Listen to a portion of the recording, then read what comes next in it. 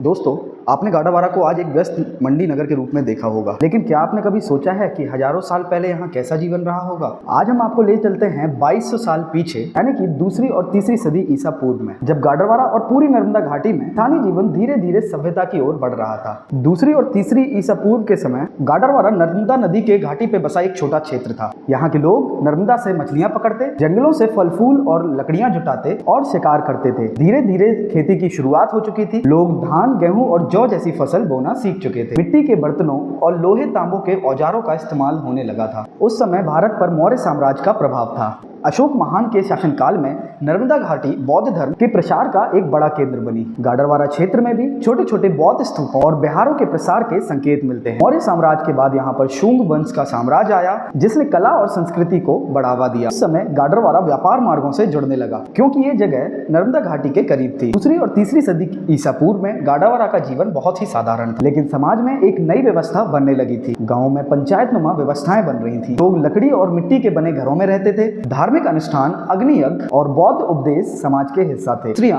खेती और घर दोनों में ध्यान देती थी। इस दौरान गाडरवारा की धरती ने कई सांस्कृतिक रंग देखे। वैदिक परंपरा और बौद्ध धर्म दोनों साथ साथ चल रहे थे। आसपास की गुफाओं में साधु संत और भिक्षु तपस्याएं करते थे। मेलों और उत्सवों की शुरुआत छोटे स्तर पर हो चुकी थी। तो दोस्तों, ये था गाडरवारा का दूसरी और तीसरी सदी ईसा पूर्व का जीवन, जब ये इलाका धीरे धीरे शिकारी संग्राहक समाज से एक संगठित गाँव और सभ्यता की ओर बढ़ रहा था। अगले भाग में हम देखेंगे कि आने वाली सदियों में गाडरवारा किस तरह नए राजवंशों, संस्कृतियों से प्रभावित हुआ। अगर आपको ये झलक पसंद आई तो वीडियो को लाइक और शेयर करें और चैनल को सब्सक्राइब करना ना भूलें। इसी तरीके से गाडरवारा की पुरातत्व के इतिहास को आपके सामने खोलने जा रहे हैं।